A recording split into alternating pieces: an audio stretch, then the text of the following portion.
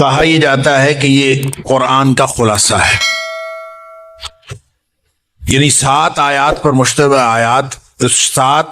مشتمل سورت، لیکن پورے قرآن کا خلاصہ۔ کیسے کہ اس کو اگر غور کریں تو شروع میں اللہ کی تعریف ہے، پھر ایک دعا ہے، تو بنیادی طور پر یہ دعا ہے، اور دعا ہے ہدایت کی۔ قرآن جو کہ کتاب ہدایت ہے، لہذا وہ ہدایت جو قرآن کریم دیتا ہے اور جس مقصد کے لیے قرآن نازل ہوا ہے وہ حاصل ہوتی ہے سورہ فاتحہ کے ذریعے سے۔ لہذا یہ اللہ نے انسانوں کو سکھائی کہ ایسے کہا کرو، یعنی صرف دعا نہیں ہے یہ، بلکہ یہ طریقہ دعا بھی ہے کہ دعا کرنی ہے تو ہمیشہ اس طرح سے کرنی۔ کیسے کرنی ہے کہ سب سے پہلے دعا کا ادب سکھایا کہ جس سے دعا مانگنی اس کے عظمت کا اظہار کرو۔ الحمدللہ رب العالمین الرحمن الرحیم مالک یوم الدین، یہ خود سکھا رہا ہے۔ اور پھر حدیث میں آتا ہے کہ اللہ فرماتا ہے اثنا علی عبدی، میرے بندے نے میری ثنا کی، مالک یوم الدین، بندے نے میری بزرگی بیان کی، مجدنی عبدی۔ اچھا یہ اندازہ کیجئے سکھایا کس نے ہے یہ فقرہ، یہ صورت سکھائی کس نے ہے؟ اس نے خود سکھائی۔ توفیق کس نے دی ہے؟ اس نے خود دی ہے۔ زبان کے اندر بولنے کی رکھی ہے، ساری صلاحیتیں اس کی عطا کی ہوئی ہیں، اور جو جملہ عطا ہوا ہے، جو فقرہ عطا ہوا ہے، جو کہنے کے لیے گفتگو عطا ہوئی ہے، وہ بھی اس نے عطا کی۔ لیکن مہربان اتنا ہے کہ پھر بھی کہتا ہے میرے بندے نے میری تعریف کی۔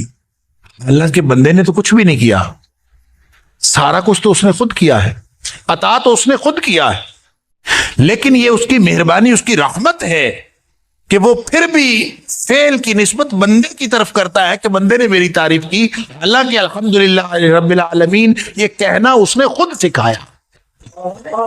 لہذا یہ ادب ہے دعا کا کہ پہلے مالک کی تعریف کی جائے اور پھر استحقاق بیان کیا جائے کہ میں دعا کس بنیاد پر کر رہا ہوں۔ ایاک نعبد و ایاک نستعین، یہ جو آیت نمبر 5 ہے یہ استحقاق دعا ہے، دعا کا استحقاق ہے کہ اللہ یہ میرا استحقاق، اگر میں کسی اور سے مانگتا ہوں تو میرا کوئی اور بھی ہو تو پھر تو مجھے دھتکار بھی دے تو میں کہیں اور چلا جاؤں، میرا جب ہے ہی کوئی نہیں، ایاک نعبد، صرف تیری بندگی کرتے ہیں، و ایاک نستعین، اور صرف تجھ سے مانگتے ہیں، یہ میرا استحقاق، یہ بھی سکھایا ہے اس نے۔ اور پھر انسان دعا مانگتا ہے اہدنا الصراط المستقیم، یہ ہے اصل دعا، یعنی پوری تمہید دی ہے اس دعا کے لیے، اور وہ ہے اہدنا الصراط المستقیم کہ اللہ ہمیں سیدھے رستے کی ہدایت نصیب فرما۔ اور یہ راستہ دکھانا بھی ہدایت ہوتا ہے، لیکن منزل مقصود پر پہنچانا، لے چلنا، اہدنا الصراط المستقیم، ذہن میں یہ معنی ہونا چاہیے کہ اللہ ہمیں تو سیدھے رستے پر لے چل، منزل مقصود پر پہنچا دے۔ اور پھر آخری آیت جو ہے صراط الذین انعمت علیہم غیر المغضوب علیہم ولا الضالین آمین، یہ وضاحت دعا ہے کہ اللہ میں نے جو مانگا ہے وہ کیا ہے؟ انعام یافتہ لوگوں کا رستہ، انعام والے لوگوں کا رستہ، یہ ہے اس رستے پر لے چل۔ اور یہ انعام یافتہ لوگوں کا رستہ کون سا ہے؟ گمراہوں کے رستے پہ بھی نہ لے کے جا، اور ان لوگوں کے رستے پہ بھی نہ لے کے جا جو جن پر تیرا غصہ ہوا۔ اور یہ اللہ تعالیٰ نے قرآن میں خود اس بات کی وضاحت فرمائی کہ مغضوب علیہم جو ہے، یہ سورہ بقرہ کی میں ہی اللہ تعالیٰ نے آیت نمبر 90 میں بتایا مغضوب علیہم سے مراد یہودی ہے، اور ضالین جو گمراہ ہیں ان سے مراد عیسائی ہیں۔ گویا نہ گمراہوں کے رستے پر لے کے جا، نہ ان کے رستے پر لے کے جا جو ان پر تیرا غصہ ہوا۔ اور ویسے بھی عمومی طور پر اس سے مراد عیسائی اور یہودی نہ بھی ہو تو اللہ اس رستے پر لے کے جا جو گمراہی سے بھی بچا ہوا ہو اور تیری ناراضگی سے بھی بچا ہوا۔ یہ ہے وہ دعا جس کے نتیجے میں اور جس کے جواب میں پورا قرآن نازل ہوا ہے۔ اللہ اکبر۔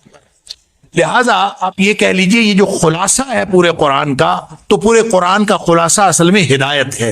ملتی کیسے ہے؟ ملتی ہے ایاک نعبد و ایاک نستعین کی بنیاد پر، اللہ کی تعریف بیان کر کے اس کے سامنے عاجزی اور بے بسی کا اظہار کرنے سے ملتی۔ سبحان اللہ۔ تو الحمد سے آغاز ہوا قرآن کا، اور آخری سورت کا آغاز اعوذ سے، قل اعوذ برب قل اعوذ برب الناس. گویا پورا قرآن الحمد اور اعوذ کے درمیان میں ہے. مناسبت اس میں یہ ہے، الحمد کا معنی ہوتا ہے وہ تعریف جس میں شکر موجود ہو، شکر کے جذبات کے ساتھ تعریف. تو الحمدللہ کا معنی یہ ہے کہ چونکہ نعمت عطا کرنے والی وہ ذات ہے، لہٰذا دنیا کائنات میں اگر کوئی شکرانے والی تعریف ہو سکتی ہے تو وہ صرف اس کی ہے، نعمت عطا کرنے والا جو وہ ہے. اس لیے ساری زندگی دراصل انسان شکر کرتا رہے اللہ کے انعامات کا تو یہ شکر ادا نہیں ہوتا.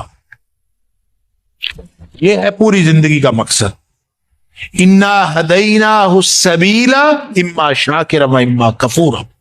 اللہ تعالیٰ نے سورہ دہر میں فرمایا کہ ہم نے دو راستے بتا دیے، چاہے کوئی شکر کرنے والا بن جائے چاہے کوئی کفر کرنے والا. گویا پوری زندگی کا مقصد شکر کرنا ہے، شکر والی زندگی. اللہ تعالیٰ مجھے اور آپ کو شکر والی زندگی عطا فرمائے. سورہ فاتحہ انسان کو شکر والی زندگی گزارنے کا طریقہ سکھاتی ہے. اور قل اعوذ برب الناس جہاں قرآن مکمل ہے، پوری قرآن کی دعوت کا خلاصہ. اور جہاں قل اعوذ برب الناس ہے وہ اس حقیقت کی طرف نشاندہی کرتا ہے کہ انسان جو شکر کی زندگی گزارنا چاہتا ہے اس میں سب سے بڑی رکاوٹ شیطان ابلیس ہے. اور ابلیس سے حفاظت بھی انسان کو اللہ ہی عطا کر سکتا ہے. قل اعوذ برب الناس، اسی کی تعریف جیسے ایاک نعبد و ایاک نستعین، اللہ تیری بندگی کرتے ہیں اور تجھ سے مدد مانگتے ہیں، اور بعین ہی اللہ تعریف بھی تیری، اور اس رکاوٹ جو ابلیس اس میں ڈالتا ہے اس سے حفاظت بھی تیری حفاظت میں آئیں گے تو بچیں گے. یہ ہے پوری انسان کی زندگی کا خلاصہ. گویا سیانہ بننے کی ضرورت نہیں ہے اور اپنی صلاحیتوں پر اعتماد کرنے کی ضرورت نہیں ہے. اللہ کی دی ہوئی صلاحیتوں کو استعمال کرتے ہوئے اللہ کے سامنے بے بسی اور عاجزی کے اظہار کی ضرورت ہے. کہ انسان عاجزی اور بے بسی کا اظہار کرے. یہ ہے پورا قرآن آپ کو جو منہج زندگی بتا رہا ہے، جو اسلوب زندگی بتا رہا ہے، وہ یہ